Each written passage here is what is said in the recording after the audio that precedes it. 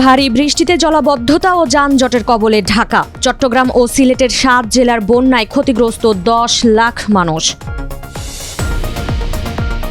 বর্জ্য থেকে বিদ্যুৎ উৎপাদনে আসছে বিদেশি বিনিয়োগ। পরিবেশ বান্ধব প্রযুক্তির সর্বোত্তম ব্যবহার নিশ্চিতে জোর প্রধানমন্ত্রীর।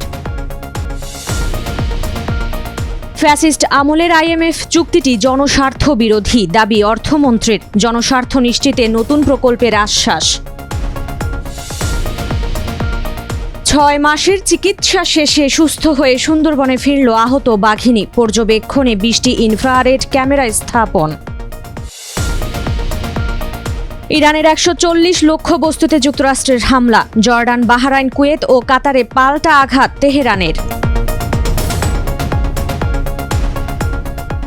স্বাগত জানাচ্ছি দ্য বিজনেস স্ট্যান্ডার্ডের নিয়মিত আয়োজন টিভিএস রাত ৮টার সংবাদে। সঙ্গে আছি আমি তামান্না খন্দকার। দেখছিলেন সংবাদ শিরোনাম, এবার বিস্তারিত।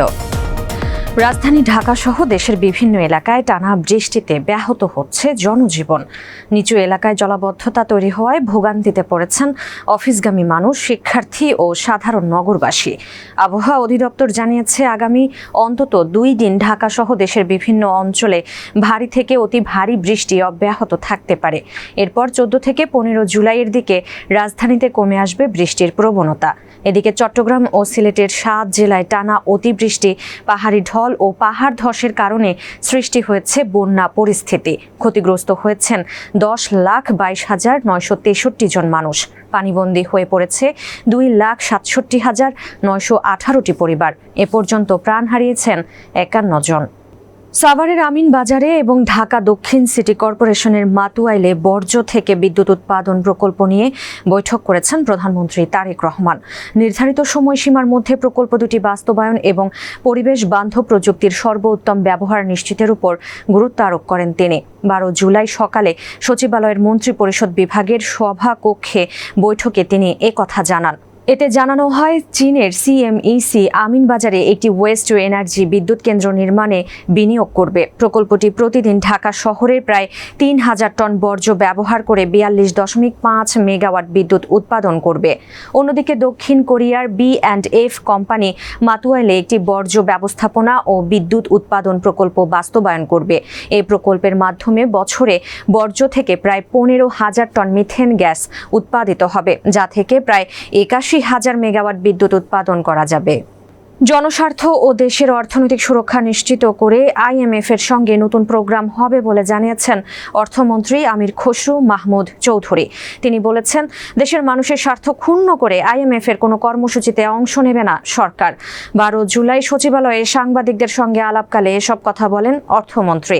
এ সময় দেশের চলমান রাজনীতি, অর্থনৈতিক উন্নয়ন এবং আন্তর্জাতিক আর্থিক সহযোগিতার বিষয়ে সরকারের অবস্থান ও পরিকল্পনা তুলে ধরেন তিনি। বলেন, ফ্যাসিস্ট সরকারের নেওয়া আইএমএফ এর আগের প্রোগ্রামটি ছিল সম্পূর্ণ জনস্বার্থ বিরোধী। এই কারণেই সেই প্রোগ্রাম থেকে বেরিয়ে এসেছে বর্তমান সরকার। শিকারীদের পাতা ফাঁদে আটকে গুরুতর আহত হয়েছিল সুন্দরবনের একটি বাঘিনী। প্রায় ৬ মাসের চিকিৎসা ও নিবিড় পরিচর্যায় সুস্থ হয়ে ওঠার পর তাকে আবারও ফিরিয়ে দেওয়া হয়েছে প্রাকৃতিক আবাস সুন্দরবনে। ১২ জুলাই সুন্দরবন পূর্ব বন বিভাগের চাঁদপাই রেঞ্জের আন্ধারমানিক এলাকার গভীর বনে অবমুক্ত করা হয় বাঘিনীটিকে। এ সময় বাঘিনীটির নিরাপদ বিচরণ ও অভিযোজন পর্যবেক্ষণে ২০টি ইনফ্রারেড ক্যামেরা স্থাপন করে বন বিভাগ। গত ৪ জানুয়ারি মোংলার সুন্দরবনের বৈদ্যমারি ফরেস্ট ক্যাম্প সংলগ্ন সড়কির খাল এলাকা থেকে উদ্ধার করা হয়েছিল বাঘিনীকে।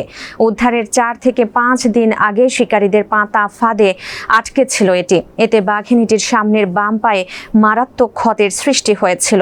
পরে ঢাকা থেকে বন বিভাগের বিশেষজ্ঞ দল উদ্ধার করে এটিকে খুলনায় নিয়ে যায়। সেখানে বন বিভাগের বন্যপ্রাণী উদ্ধার কেন্দ্রে ৬ মাস রেখে প্রয়োজনীয় চিকিৎসা দেওয়া হয় বাঘিনীটিকে। হরমুজ প্রণালীতে একটি কন্টেইনার জাহাজে হামলার পর ইরানের বিরুদ্ধে সামরিক অভিযান চালিয়েছে যুক্তরাষ্ট্র। মার্কিন সেন্ট্রাল কমান্ড সেন্টকম দাবি করেছে, ইরানের অন্তত ১৪০টি সামরিক লক্ষ্যবস্তুতে বিমান হামলা চালিয়েছে যুক্তরাষ্ট্র। অন্যদিকে তেহরানের দাবি, জর্ডান, বাহরাইন, কুয়েত ও কাতারে অবস্থিত যুক্তরাষ্ট্রের বেশ কয়েকটি বড় সামরিক ঘাঁটিতে সিরিজ ড্রোন ও ব্যালিস্টিক ক্ষেপণাস্ত্র হামলা চালিয়েছে তারা। শুধু তাই নয়, হরমুজ অনির্দিষ্টকালের জন্য বন্ধ রাখারও ঘোষণা দিয়েছে দেশটি।